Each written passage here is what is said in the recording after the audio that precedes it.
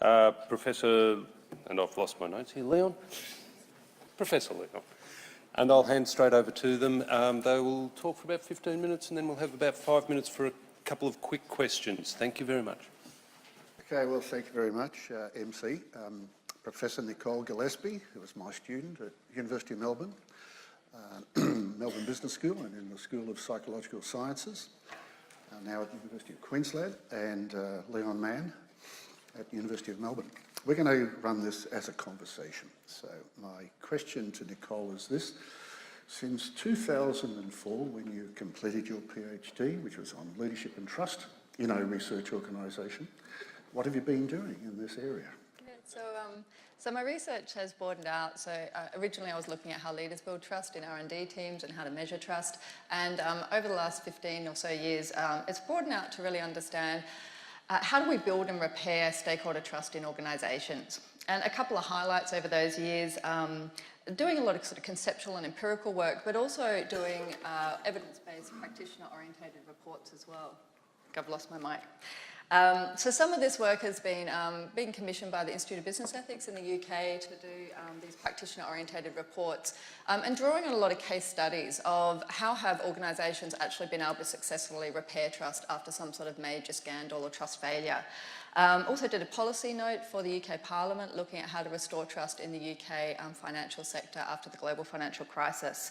And recently I accepted a professorial chair at the University of Queensland, which is actually in organisational trust, and really looking forward to using that position, not only to kind of influence some of the public debate about trust, but also really to keep on going with the research, which taps into, I think, a lot of the different areas that the panel was talking about, looking at trust failures and repair in not-for-profit organisations, and more broadly, looking at how to repair trust, stakeholder trust in organisations, as well as thinking more futuristically around artificial intelligence and blockchain, and what are the trust and ethical implications of those for society. So Leon, you've been running a research leaders mentoring program at Melbourne University for some time, I believe. So how does trust relate to that? Oh, it's absolutely integral to the whole enterprise. It's a program which is for the research leaders in the university, and mentoring, which is absolutely crucial in everyone's career for both good values and for performance. Is built upon trust. Trust is the actual glue which holds the relationship between a mentor and a mentee together, and it's all about disclosure and keeping confidences and so on.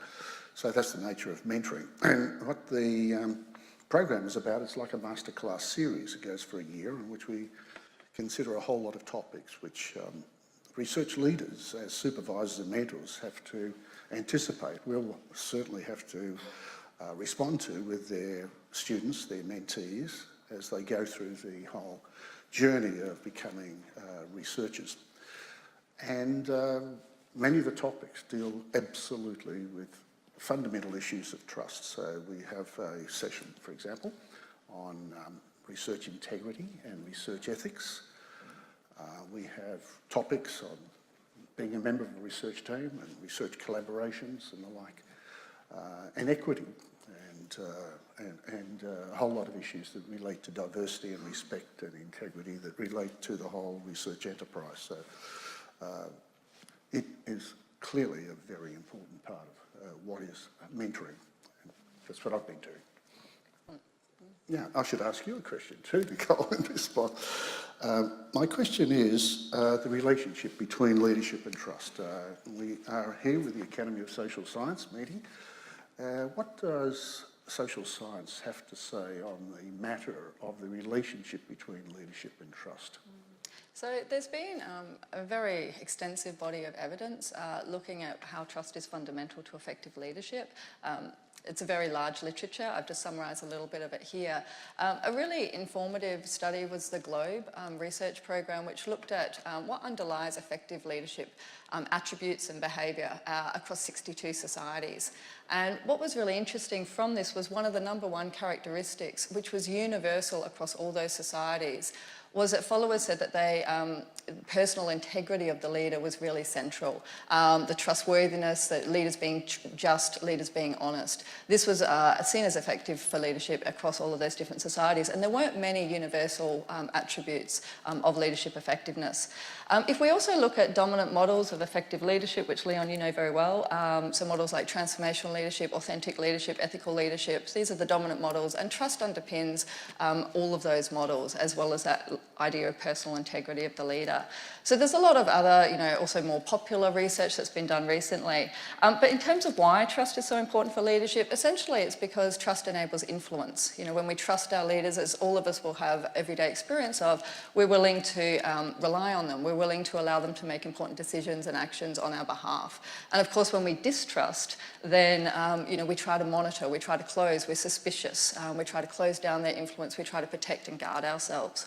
So in the same way that a mining company, for example, can lose that social license to operate, we've seen in the papers how leaders can lose their social license to lead when they lose the fundamental trust of the majority of the people. Yeah, but I think also, importantly, trust is not only important for effective leadership, but it also goes the other way around. So, of course, leaders are really important for building, maintaining and repairing trust in organisations and their institutions. So just a couple of examples of that.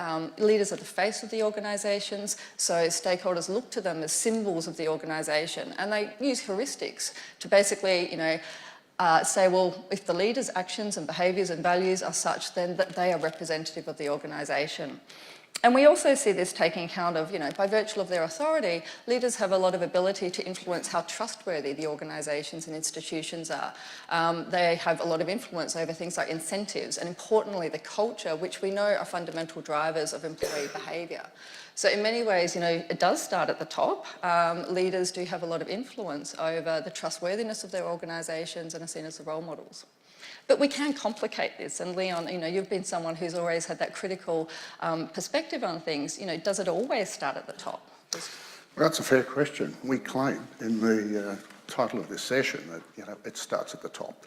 It appears to be because, the conversation we've had about political leadership, and it's very salient. It sort of floods our thinking. National leaders who cannot be trusted.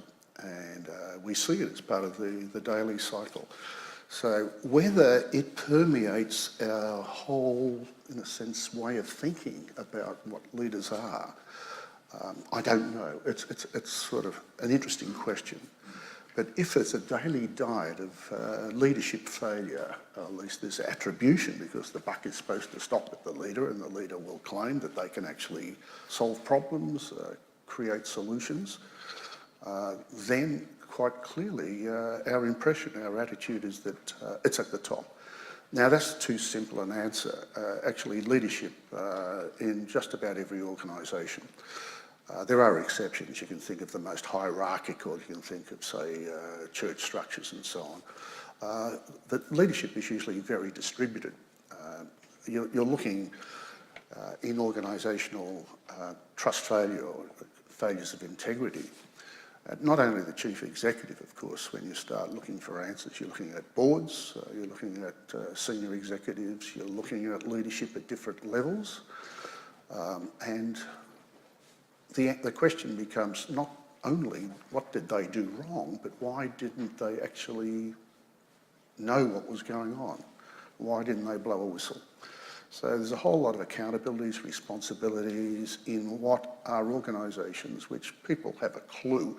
It doesn't come out of the out of the ether that something's gone wrong and suddenly we've got a crisis. It's been there. And when one goes back and does the analysis, and I'm sure you've done quite a lot of that in your case work and your reports, it's clear that it's been there and it's permeated.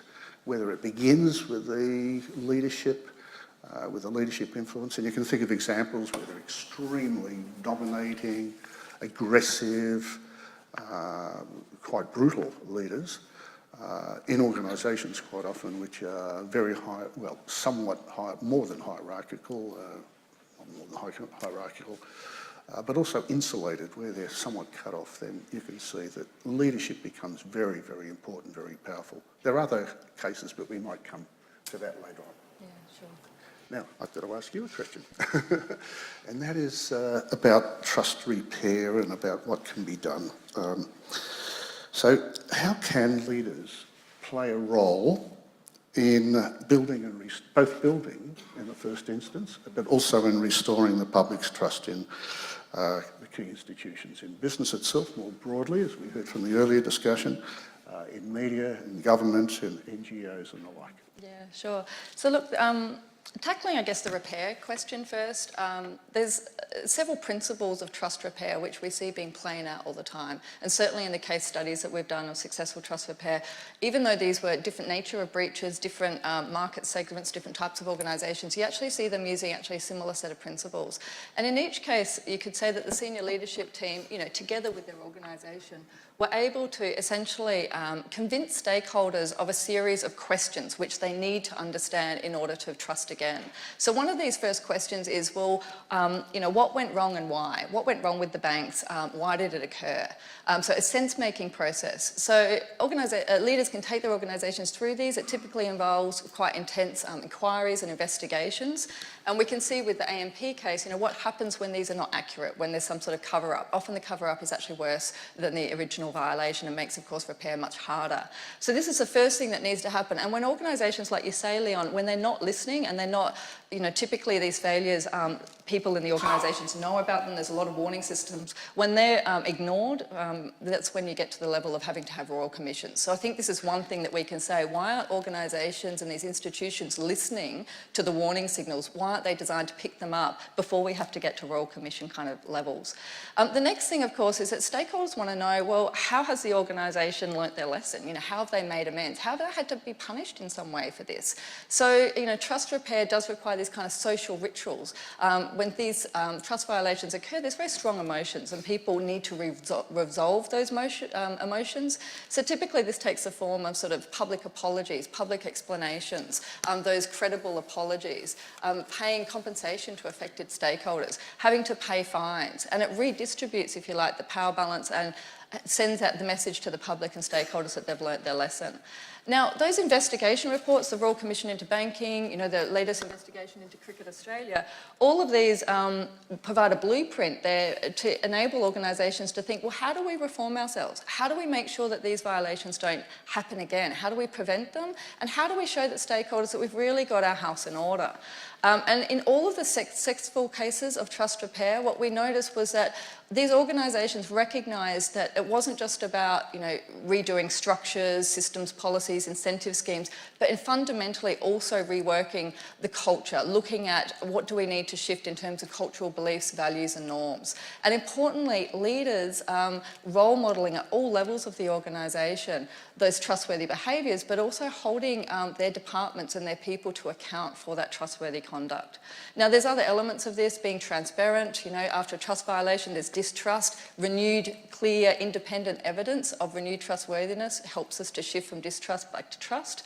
And then we can also think about some tactics around, often when we're looking to trust an organisation, we don't have all of the evidence, so we look to third parties to give us endorsements or the memberships that those organisations have, maybe awards that they've won. These are all signals of whether we can trust again. So we see these organisations, Siemens and that, using all of these different repair processes.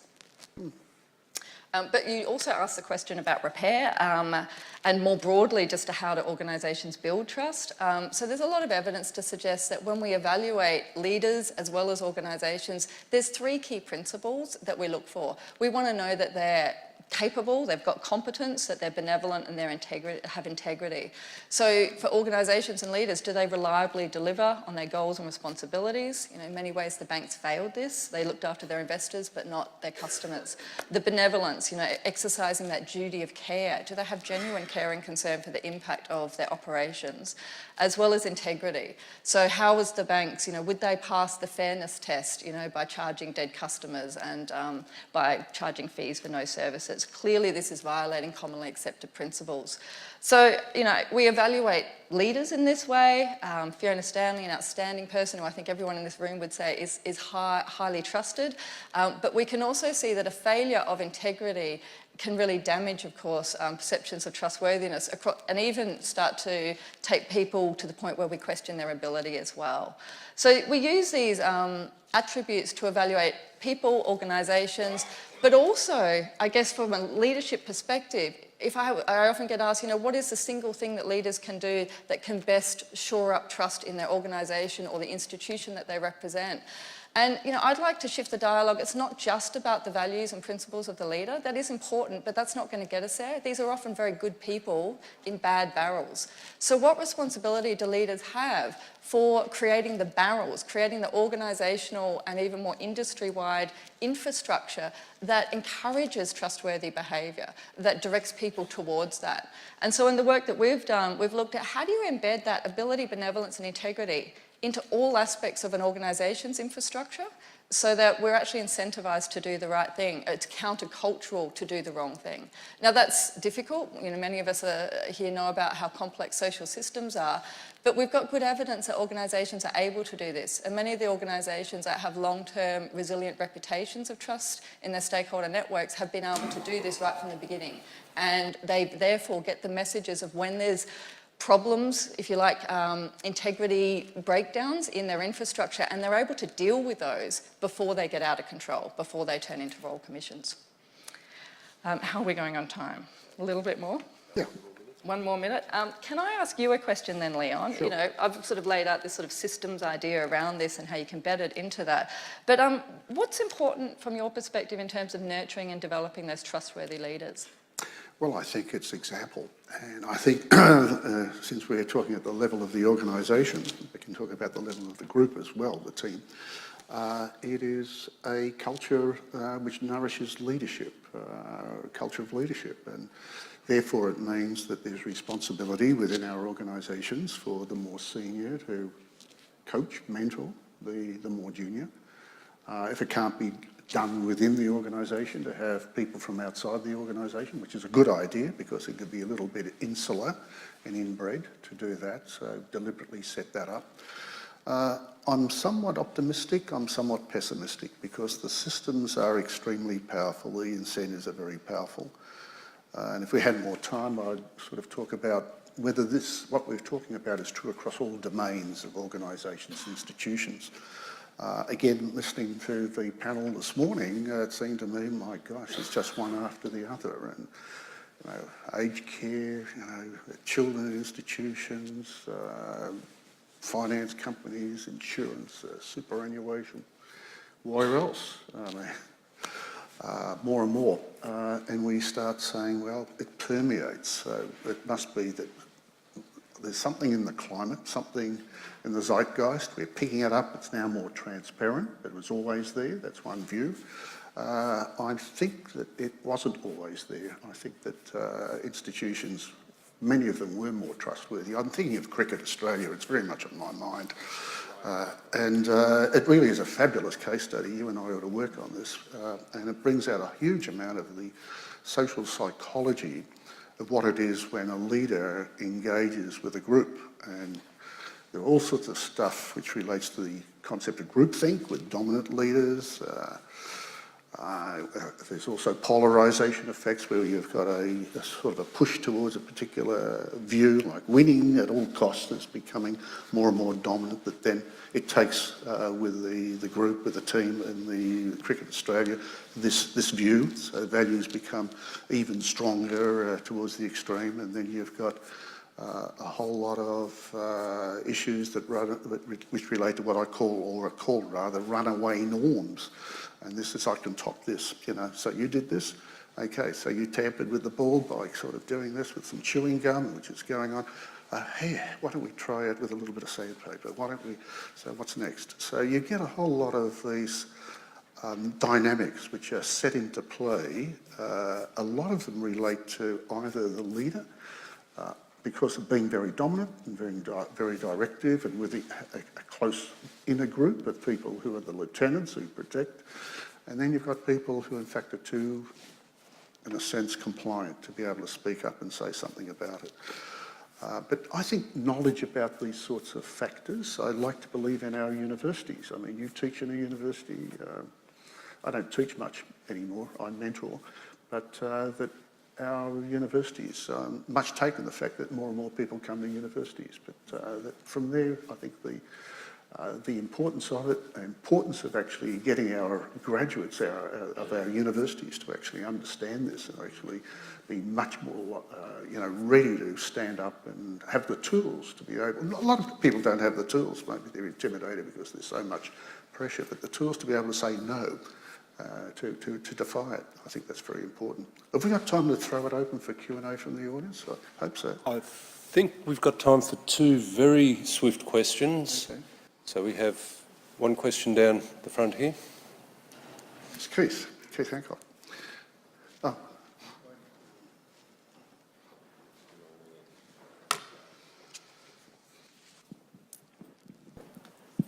Thank you for that discussion, but I'm not clear what you say, what you're saying about the role of honesty and integrity and so on.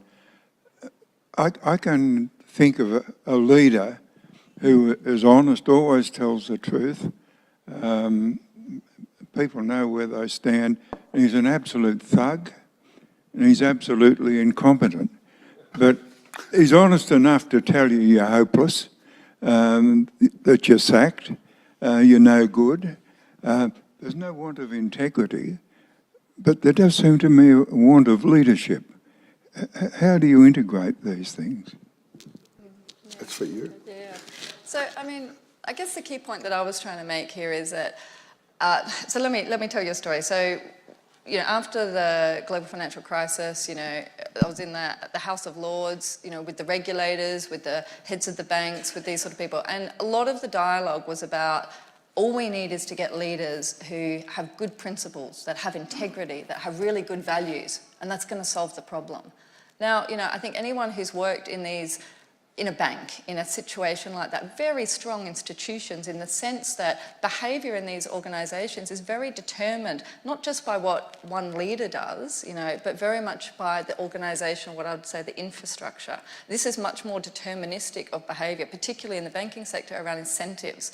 But then more broadly than that, you've also got the situation of, regulation, and I heard the dialogue going on, and at the end of the day, the banks go, if you regulate us too hard, if you impose too many, mandates on us, we'll just go overseas. So it also comes down to the power dynamics. So I guess the argument, what I'm trying to make is that leadership is important, but it's not about any one individual leader. It's really about how do leaders enact their roles of leading their group, leading their organisations, designing organisational systems. And even, I would say, in other contexts, you've seen a trust failure where actually the heads of that organisation went to the government and said, impose regulation on us. We actually want mandatory testing of our products to shore up consumer confidence. A much more savvy understanding about what really helps the public confidence.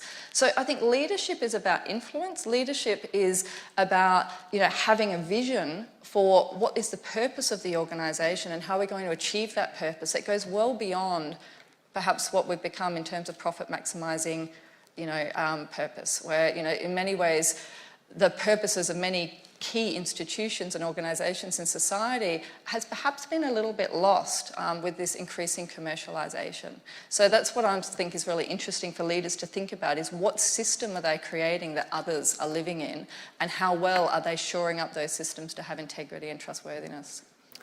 Okay, we're going to have to leave that now and move on to the next session. So if you could please thank our discussants. Thank you very much.